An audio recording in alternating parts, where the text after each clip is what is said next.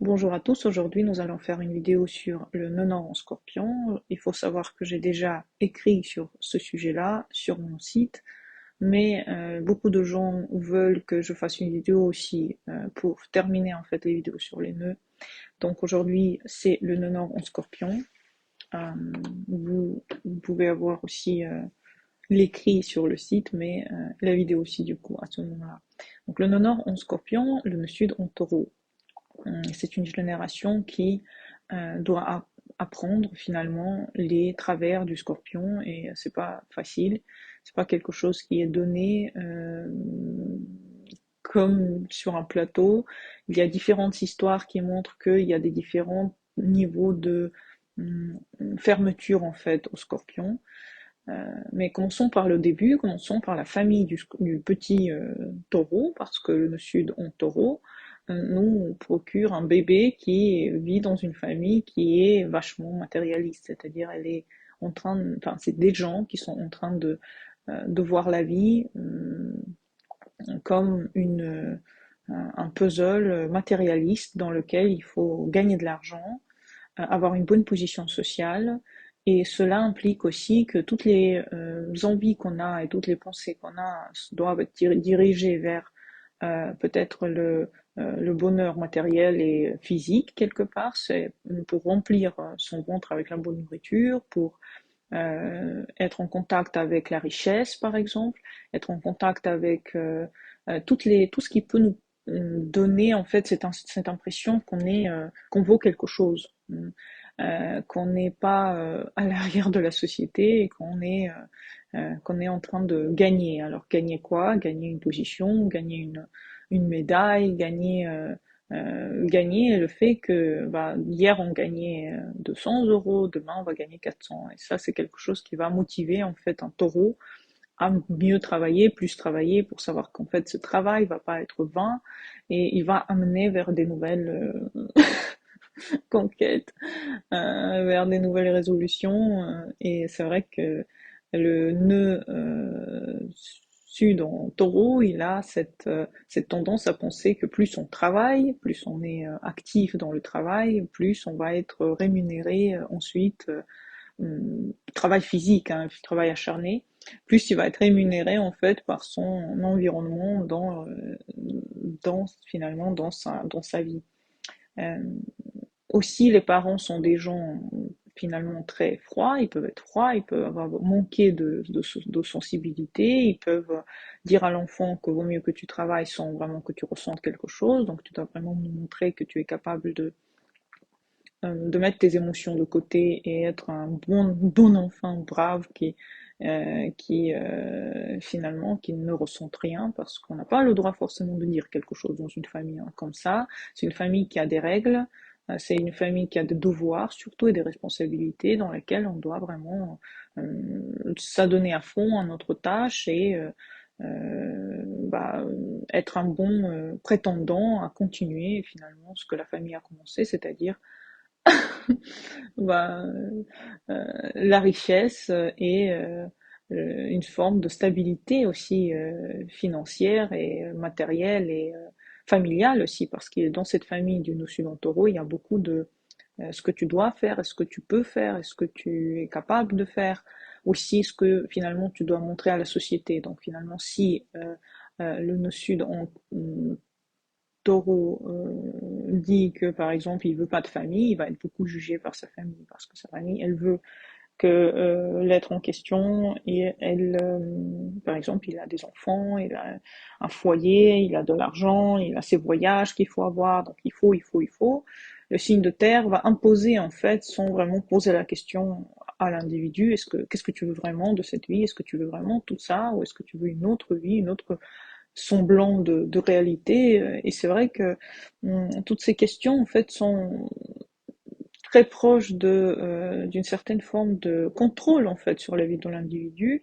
Ce contrôle, il est interne, c'est-à-dire l'individu il commence à penser que finalement c'est ça, comment doit se contrôler, il doit contrôler son environnement, il va attirer les partenaires qui vont être contrôlants, qui vont avoir des tendances un peu de terre dans leur thème, c'est-à-dire qu'ils vont avoir une vision terrestre en fait de cette vie.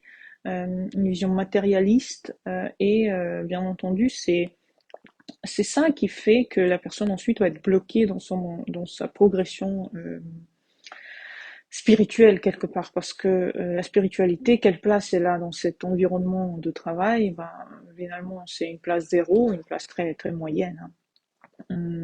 Qu'elle a qu'elle peut montrer d'elle, c'est finalement très très petit, même si les gens ensuite qui sont en lien avec une certaine forme d'élévation, par exemple ils vont à l'église et tout, quand même la principale chose qu'ils demandent à l'église c'est donnez-moi plus d'argent, plus de position, plus de biens matériaux, quoi. Donc même ça en fait c'est ramené que à des plaisirs matériaux et pas forcément à euh, peut-être à l'élévation de l'âme.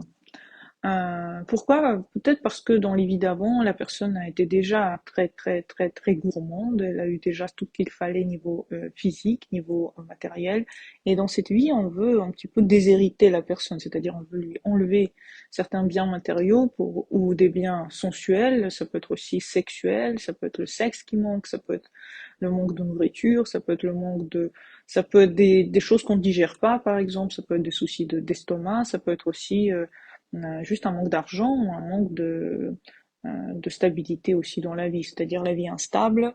La personne a du mal à choisir aussi ce qu'elle veut. Est-ce que ça crée comme caractère aussi cet enfant qui a été en lien avec des parents très stricts? Ça donne un caractère qui a du mal à se laisser aller, à se laisser vivre. Ça donne un caractère qui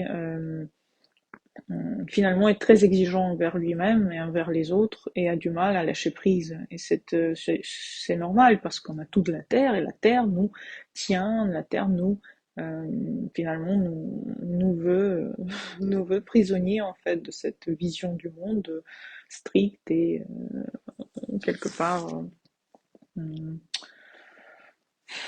prisonnière finalement de cette terre qui est comme ça finalement parce que tous les gens sont en train de courir après on ne sait pas quoi et le nœud sud en taureau ce sont aussi dans cette course vachement malheureux. Alors comment aller vers son nœud nord et qu'est-ce que c'est le nœud nord en scorpion? Malheureusement, le nœud nord en scorpion, avec le temps, il va se montrer de plus en plus fort parce qu'il va montrer à quel point il y a des choses qu'on ne peut pas atteindre grâce à l'argent. On ne peut pas atteindre l'amour, on ne peut pas atteindre le sexe, on ne peut pas atteindre, si peut-être avec le sexe, mais je veux dire le sexe dont l'amour. On a du mal à atteindre, on a du mal à atteindre les niveaux professionnels qu'on veut, on n'a pas d'énergie par exemple, on a du mal à être une personne agréable par exemple, on a du mal à voir les gens en fait en face, comment ils sont, parce que le problème du taureau, c'est qu'il voit tout le monde bien. C'est-à-dire le taureau, il a tendance à être gentil quand il est enfant, il a tendance à se faire maltraiter à l'école aussi parce que ben il manque de lucidité face à son environnement, il a tendance à voir les autres comme tous des fleurs et des gens très très bien, des licornes quoi. Alors que dans la vie, on a des gens mauvais aussi, et c'est ça que la vie va montrer à la personne, soit par les partenaires, soit par les parents, soit par les amis, soit par juste les gens que la personne rencontre, qu'il y a des gens mauvais dans la vie, ça existe. Si la personne est très très incarnée dans cette pensée que tout le monde est gentil, la personne va être vraiment en lien avec des gens qui peuvent être très très très très terribles avec la personne, comme par exemple les partenaires obsessionnels, les partenaires scorpions, les partenaires qui rendent la vie de l'individu complètement folle, justement pour montrer qu'il y a l'autre côté pour ne pas aller dans cette horreur du scorpion, parce que c'est ça qu'on veut éviter, on veut éviter de vivre le côté horrible où on n'a pas forcément envie de euh, comprendre ce que c'est le scorpion, seulement on est en train de subir les choses, c'est ça qu'on veut éviter, on veut éviter de subir les problématiques dans notre vie. Et alors comment éviter tout ça? Il faut savoir que dans la vie, il y a le noir et le blanc. Et le noir, c'est justement le scorpion, finalement. Dans cet axe taureau-scorpion, le noir se situe dans le scorpion. Il y a le jour et la nuit, pareil. Jour taureau, nuit scorpion. Il y a le bien et le mal, il y a le blanc et le noir, il y a le côté gentil, le côté méchant. Tout ça, ça se succède et ça n'a pas d'arrêt. Si on pense au fait qu'il y aura toujours le côté blanc, non. On peut pas toujours avoir le côté blanc parce que même dans une journée, ben, il y a le jour, il y a la nuit, quoi. Et ça se succède assez rapidement, finalement. Donc, quand on va vers le scorpion, il faut comprendre que dans une vie, ben, dans une situation, par exemple, bien, il faut toujours chercher quelque chose de mauvais. Et dans une situation mauvaise, il faut toujours chercher quelque chose de bien. Finalement, c'est ça l'apprentissage le premier du nord en scorpion, c'est-à-dire quand on se sent très très bien, quand on se sent très très bien, on a besoin d'avoir une certaine teinte d'insatisfaction. Vous savez, tous les scorpions, ça je parle au taureau, hein, mais tous les scorpions, ils ont une tendance mélancolique, une tendance d'aimer la pluie à Paris, une tendance à aimer le mal-être. Le mal-être, il est aimé parce que il a tendance à être très présent chez les scorpions en général. Le mal-être parce que le scorpion, il a tendance à être exigeant avec son environnement et avec soi-même. Et comme il est exigeant, ça crée cette tension interne qui est une tension de mal-être en général. C'est-à-dire le scorpion, il a tendance à poussé vers l'excellence des choses, c'est-à-dire il veut que ça soit parfait, que tout soit parfait, et c'est jamais parfait. Donc le scorpion n'est jamais heureux, il n'est jamais content, et il cherche finalement à pousser les choses, il cherche à utiliser les gens, il cherche à utiliser les informations, il cherche la rentabilité partout, parce qu'il cherche que la situation se fasse au mieux possible, et bien sûr. Jamais elle est au mieux. Donc, le but quand on va vers le scorpion, c'est d'accepter ce côté noir. Accepter ce côté noir, accepter que votre relation ne sera pas parfaite. Et il faut pas se dire, j'ai pas envie d'une relation parce que de toute façon, elle sera pas parfaite. Ça, c'est faux. Parce que si vous dites ça, ça veut dire que déjà à la base, vous dites non au scorpion. Vous dites non aux difficultés. Vous êtes en train de dire non à la nuit. Non, je préfère ne pas avoir de relation parce que de toute façon, elle sera mauvaise. Ou alors non, je préfère d'éviter cette situation en particulier parce qu'elle me fait du mal, donc je préfère l'éviter. Mais vous évitez pas la nuit, non? Vous évitez pas, vous pouvez pas l'éviter la nuit. Donc vous ne pourrez pas éviter non plus d'être heureuse toute seule, par exemple, ou tout seul. Vous ne pourrez pas éviter les malheurs quand vous êtes, par exemple, solitaire, quand vous évitez certaines situations. Il y a des choses que vous pourrez jamais éviter parce qu'il y aura toujours le scorpion qui va vouloir être dans votre vie. Et c'est pas un animal, c'est vraiment un état d'esprit. L'état d'esprit du scorpion, plus vous avancez vers ça, c'est de commencer à être beaucoup plus profond par rapport à toute n'importe quelle chose qui vous arrive. Par exemple, le malheur vous est arrivé, quelque chose de mauvais, vous regardez, bon, vous pouvez pleurer pendant quelques jours, ok, mais ensuite vous regardez cette situation de côté, vous dites, voilà, elle m'a pas tué, cette situation, elle m'a rendu plus fort, allons-y pour d'autres. C'est ça.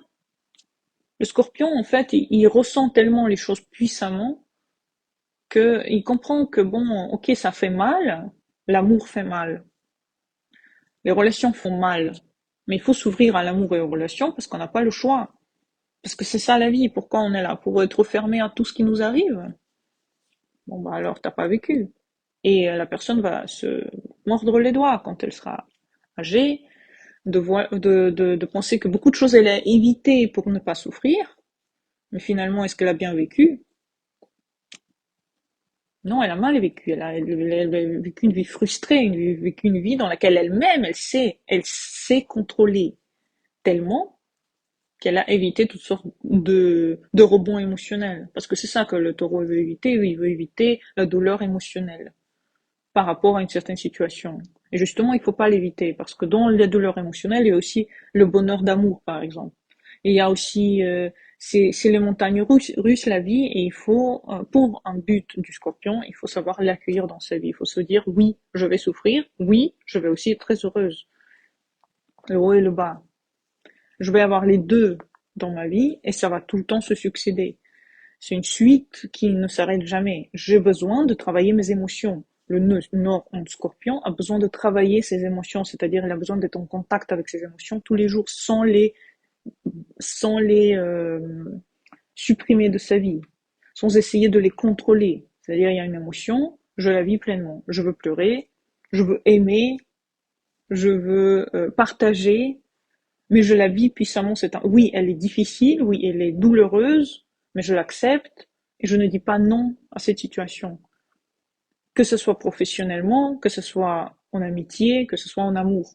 Je vais en contact avec les gens qui m'ont déjà fait du mal, par exemple, parce que j'ai pas peur d'eux, parce que je suis capable de savoir que ça sera pas pire qu'avant, parce que je suis plus intelligent qu'avant maintenant, je vois plus ces situations de la même façon, donc j'évolue, je me transforme.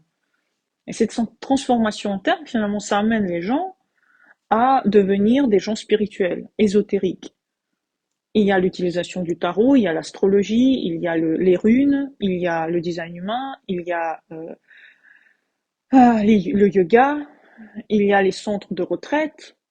Toutes sortes de choses sont possibles pour se connaître et pour aller à l'intérieur de soi. Mais pour ça, il faut vouloir aussi ne pas dire non aux situations qui nous font peur.